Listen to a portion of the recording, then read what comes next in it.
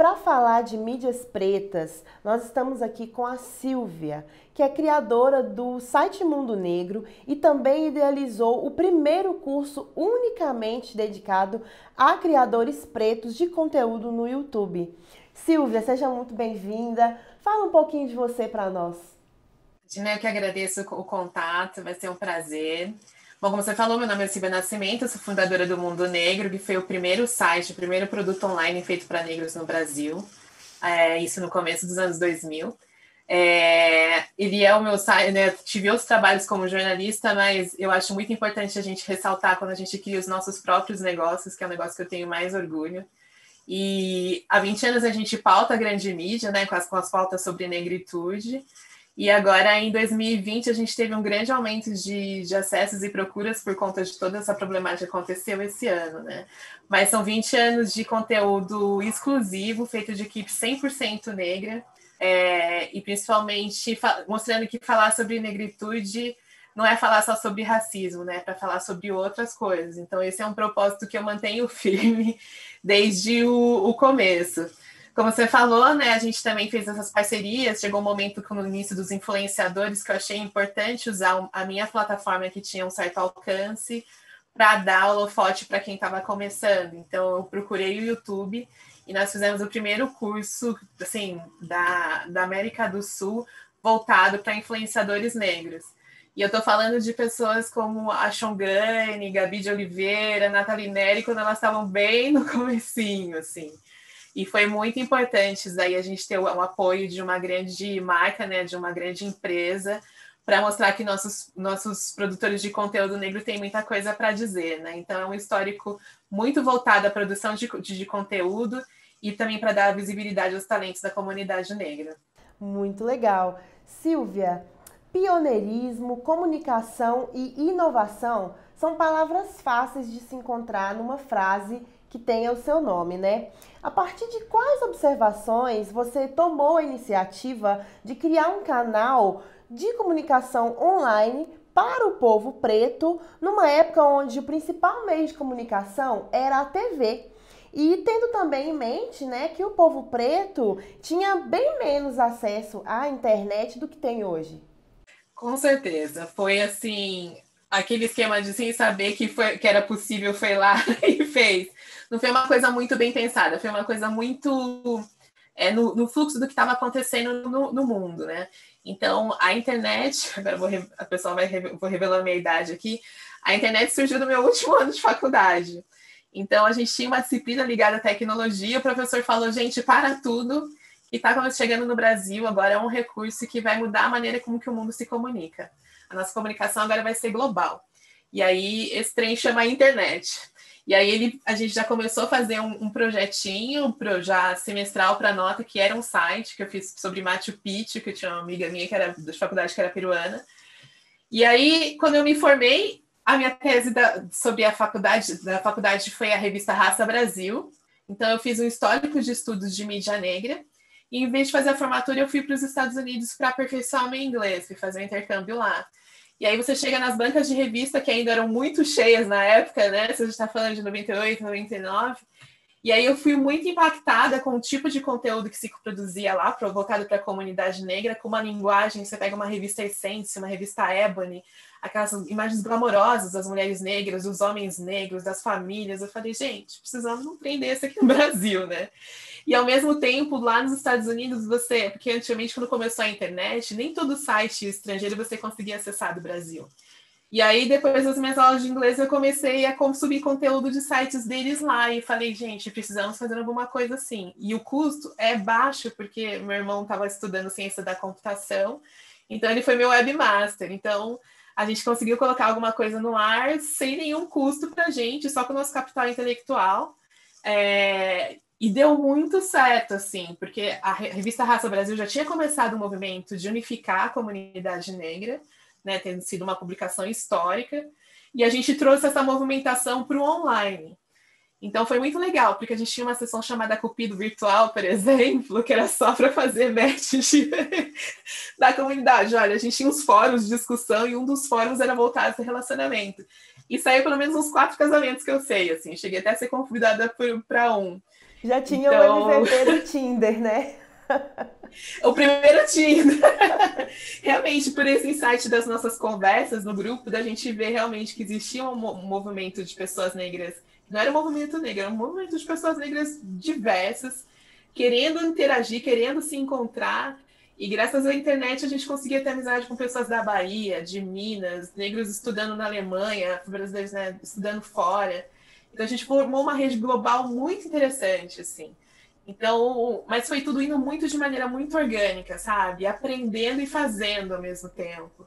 Mas me veio muito desse lance da faculdade, para a gente se comunicar com mais gente, né? Encontrar mais pares por meio da internet sem sair da minha casa. E não era nem banda larga, né? Naquela época a gente tinha que usar a linha de telefone. Então era Escada. assim, meus pais dormiam quando que estava a internet, trabalhava e conversava. Então, é algo muito orgânico que hoje eu penso assim, foi muito corajoso também, né? Porque ao mesmo tempo eu me expus bastante, a gente não tinha segurança nenhuma, mas foi no impulso. Hoje a gente entende até que às vezes tem até um chamado, né, de alguns propósitos do que a gente tem que fazer, né? E eu acho que o sucesso do mundo negro também vem muito nisso, assim. Sim, e hoje, né, o site Mundo Negro tem uma grande difusão. Eu mesma sou consumidora, né, das Oh, plataformas, obrigada. sou tiete do site Mundo Negro mesmo. E Oh, obrigada. eu queria saber como era a interação do público lá no comecinho, quando você estava fazendo aí esse começo, que recebeu uma ajuda para poder montar o site. Como foram as primeiras interações, né? A gente já sabe que foi virando uma rede que você não imaginou que seria. Mas no micro, assim, como foram as primeiras reações e interações da galera? Olha, foi legal, porque assim, a Raça Brasil, ela tinha. A nossa história está muito ligada, assim, à influência da revista Raça Brasil, né? A gente só levou para o online com uma linguagem editorial diferente, né? Porque eu não queria concorrer com a revista em termos de assunto. E assim, a gente tinha um grupo do bate-papo da UOL, da revista Raça. E aí, quando a gente lançou o site, eu falei, gente, tem um outro produto aí. E aí, a gente se encontrou pessoalmente com esses amigos. Foi no consulado da cerveja. E aí, eu fui conversando com eles sobre, olha, gente, eu tenho uma proposta, não sei o quê. E aí, esses grupos de amigos foram ajudando a reverberar e ajudar a gente a alcançar mais pessoas, assim. E aí, como a internet estava começando a crescer e não tinha nada de consumo para a comunidade negra, a gente conseguiu, que a gente hoje chama de taguear mesmo, né? Produzir coisas no site para que que as pessoas na busca, que não tinha nem Google, né? Tinha só o Yahoo, eles conseguissem encontrar a gente. Então, acabava indo muito de indicação para indicação, assim. O lado bom que realmente estava todo mundo carente dessa interação.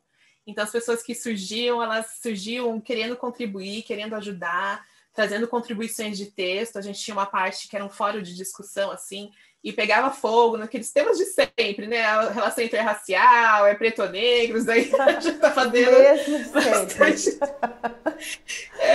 Mas aí era legal porque assim a gente pela primeira vez podia discutir isso com pessoas diversas, né?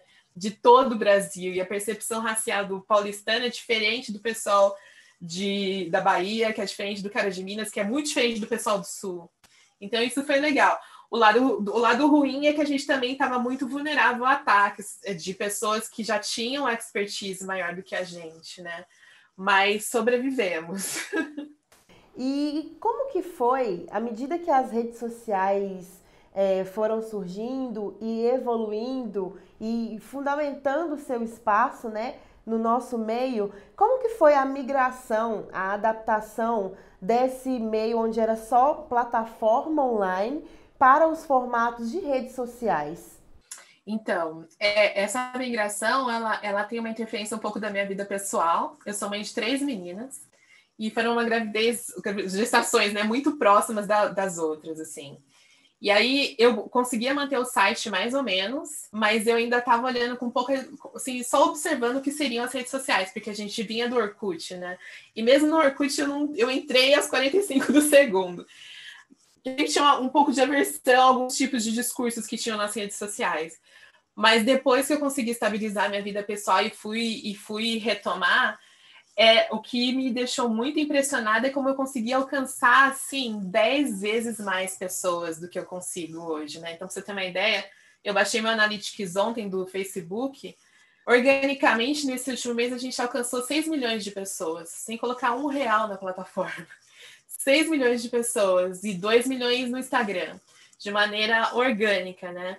Se eu não tivesse ido para as redes sociais, isso eu não conseguiria, o site seria irrelevante. Então, foi só entender a maneira da gente participar, e aí eu foquei mais no jornalismo mesmo, que era compartilhar as notícias do site. A gente diminuiu a interação no site, aquelas partes de fórum, porque por causa desses ataques nazistas, a gente achou que os nossos seguidores estavam muito vulneráveis.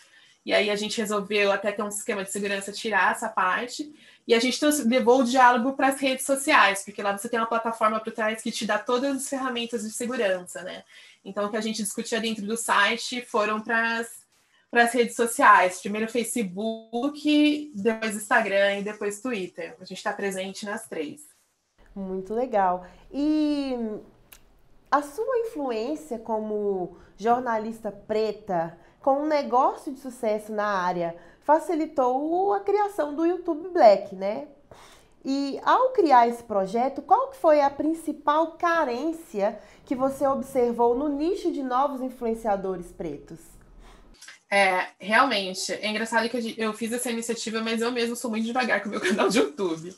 Mas eu entendo que os criadores, essas pessoas que têm muita coisa a dizer e sabem como dizer, eles careciam das técnicas, das ferramentas, que a gente sabe que acaba sendo um certo tipo de público tem alcance e a comunidade negra não tem, né? Se você fala da branquitude, eles não precisam fazer curso no YouTube, eles pagam um consultor, um monte de coisa. E o que eu sentia que me deixou muito emocionada é que, às vezes, a autoestima das pessoas que produzem conteúdo, por todas as questões que o racismo causa, eles não achavam que eles podiam nem entrar no espaço físico, sendo que era um espaço físico público que estava sempre com portas abertas, né? Então, essa iniciativa foi realmente a tia Silvia dando a mão e falando, vem cá, garotada, né? Vem comigo, vai funcionar.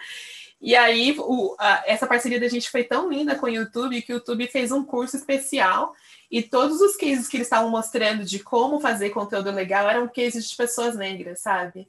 Então, não é que eles estão lá vendo como os brancos eram maravilhosos. Então, tinha até essa questão de identificação. Até uma pessoa que participou aparecia lá no vídeo como referência, né? Então, eu acho que primeiro a carência dessa questão de pertencimento, de saber que você pode ocupar vários espaços, e depois de entender as ferramentas que o YouTube fornece gratuitamente, que dá uma grande diferencial no produto que você entrega. E que essa maioria não sabia, assim, desde formatizar o Google, o Analytics, né, de ver o perfil, de como monetizar, de como taguear. Isso eram coisas básicas que a maioria não tinha conhecimento até o curso. Numa atualidade onde as possibilidades de comunicação são vastas e a desinformação ela é tão grande quanto a informação, o que podemos fazer como comunicadores para diferenciar as nossas verdades das mentiras que se contam, né? Já que muitas vezes elas têm tanta aparência de verdade, né? Inclusive sobre nós mesmos. E como manter a autoridade de um serviço informativo digno de confiança? Essa questão da autoridade, ela vem muito com o tempo também, né? E da gente de eu ter um histórico que, graças a Deus, eu nunca fui processada. Já tive vários tipos de ameaças, mas graças a Deus nada que fosse para a justiça. Mas eu acho que a gente recontar as nossas histórias do nosso ponto de vista é uma questão diferencial, assim, e a gente tem um espectro grande de negritude, porque nós somos humanos como todo mundo, né? Então, eu acho que a gente pode falar... Recentemente, eu fiz uma pesquisa junto com o YouPix, a Black Influence, sobre o mercado de influenciadores negros, né? E aí eles realmente traziam essa temática. Olha, as marcas me procuram para falar sobre racismo, mas eu sou especialista em gastronomia, ou eu sou biomédica, né?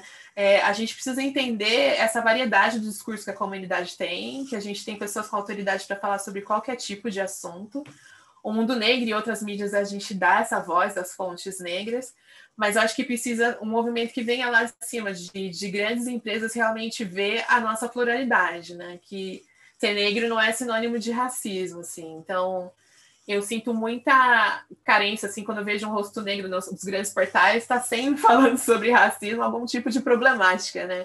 Como se a gente não tivesse narrativas felizes, e a gente tem. E eu acho que a credibilidade do site também vem muito nisso, do meu diálogo direto com a comunidade, sabe? Eu não faço uma coisa lá de cima. Eu estou nos grupos de WhatsApp de mães da Zona Leste, eu estou no grupo do Facebook da comunidade negra lá de Macaé, sabe? Eu sempre tento estar inserida, não sempre participando, raramente participando, mas sempre ouvindo o que a minha comunidade tem para dizer, assim.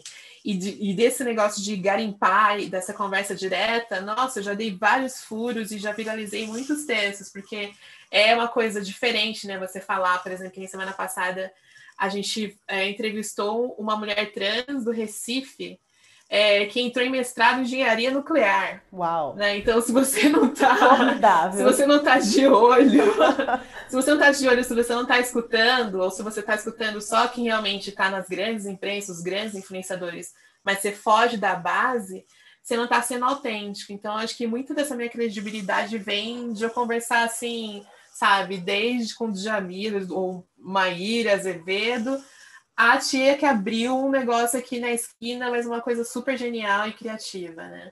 Eu acho que isso daí que faz um grande diferencial. E aproveitando, né, isso que você falou, eu gostaria de perguntar, o que você poderia dizer a respeito desses conceitos que temos hoje em expansão e que são fundamentais estarem em expansão, né? Tais como o Black Money, o afrofuturismo, e como você vê o seu trabalho em sinergia a todas essas movimentações? Olha, eu tenho um super interesse em todas as pautas. Eu tenho um grande apreço na pauta do Black Money, que eu acho que ainda a maioria da comunidade não entendeu do que se trata. Eles acham que é um tipo de racismo reverso. E não é isso, né? Se a gente for ver a história de países como os Estados Unidos, que tem o Black Money super desenvolvido, esses dias não, no começo do ano eu assisti o especial, a série da Madame C.G. Walker, né? Que citou a primeira milionária, né? Tem muito a ver com o envolvimento da comunidade acreditar nela, da comunidade comprar os produtos dela, divulgar os produtos dela, e quando ela precisou até braçalmente se envolver no negócio dela. E a riqueza dela impactou toda a sociedade, né? Ela tornou essa riqueza contratando mulheres, capacitando mulheres. Eu acredito muito nessa linha, assim. Eu pratico Black Money, a minha ginecologista, o meu dentista, quem cuida do meu cabelo, quem está cuidando das minhas viagens, que eu estou numa consultoria para ver viagens de final do ano, que eu estou procurando uma casa para ficar, são todas pessoas negras. A minha redação é 100% negra. Então, o que entra para o mundo negro, eu retorno para a comunidade e isso impacta a vida das pessoas, né? Então, quando eu vejo meninas da minha equipe já mudando de apartamento ou conseguindo fazer alguma coisa extra por causa do trabalho que elas prestam para mim, eu falo, nossa, é isso, gente. É esse o meu propósito. A questão do afrofuturismo eu também acho muito legal, porque é uma pauta que eu desconhecia desde o começo dos meus 20 anos assim, de jornalismo, mas eu vejo que é uma pauta crescente e é uma pauta, né? Só ver o que o Pantera Negra representa para a nossa comunidade, né? É a gente dar uma nova roupa, a nossa roupa para a nossa história, assim. Então, acho que tem muito a ver. A gente totalmente apoia essas iniciativas de afrofuturismo. O que você poderia dizer, Silvia, para as novas gerações, para os mais jovens, né, a respeito desse empenho com a nossa comunidade, desse empenho em fazer o Black Money circular mais e assim aumentar, dessa responsabilidade que essas novas gerações já têm e talvez não saibam tanto ainda ou saibam. Eu acho que é fundamental a gente reconhecer o nosso potencial econômico e ver como a gente pode direcionar esse dinheiro para impactar a vida de pessoas como a gente. Porque acredito que se a gente esperar muito do governo ou muito de algumas empresas, né, que acham que contratar pessoas como nós ali nivelar por baixo, né, a gente vai ter um crescimento muito mais desacelerado. Eu acredito muito, né? Se você, nossa, que você peça uma vez por mês a comida de um restaurante que tem uma pessoa negra, que na hora de você fazer cotação para alguma coisa, você consulta as pessoas negras, por mais que você não feche com elas por algum motivo, eu acho que vem um movimento. Eu, particularmente, semana passada eu estava precisando de um desenvolvedor para fazer um trabalho específico para o site, e eu me recusei a contratar uma pessoa branca para fazer esse serviço, porque as pessoas estavam falando, não, você não vai achar pessoas negras com esse perfil. Eu demorei, mas achei. Mais um motivo para você uma mulher procurar, né? de Salvador.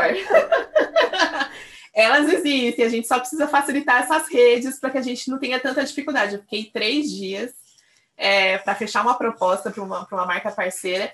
Eu falei, eu só vou fechar se eu conseguir fechar um time de pessoas pretas para ajudar eu a tocar esse projeto.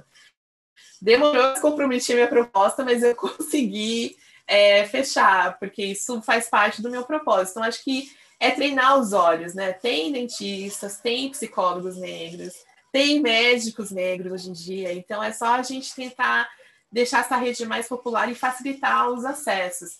E sendo atendida por eles, meu Deus, faz toda uma diferença, né? De atendimento, né? Eu mesmo faço análise como uma mulher negra, e eu acho que eu nunca tive tantos impactos no meu rendimento se eu não tivesse uma pessoa negra que conseguisse entender o impacto do que eu trabalho na minha vida, assim, né? E só uma outra pessoa negra para entender isso.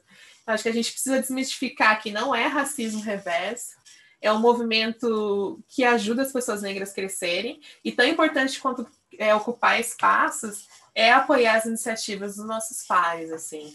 E a gente tem grana para fazer muita gente milionária, assim, a gente só precisa se organizar.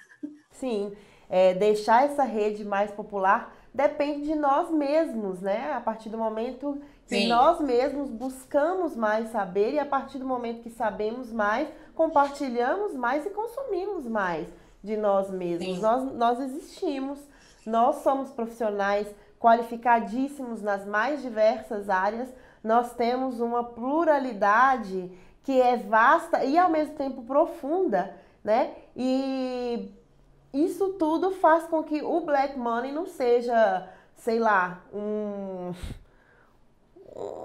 carrosselzinho, né? É uma grande roda e que depende de nós para que ela gire, né? Eu quero agradecer a sua presença, Silvia. Foi um grande prazer, uma imensa honra para mim falar aqui com você. E eu espero que a gente ainda possa ter muitas conversas, muitas discussões, sempre trazendo abordagens novas de coisas que estão avançando dentro da nossa comunidade. Eu que super agradeço, somo muito com o movimento Black Money e eu acredito que realmente essa união dos veículos de comunicação com iniciativas como essa vão causar muito impacto social positivo para todo mundo. Muito obrigada. Eu que agradeço.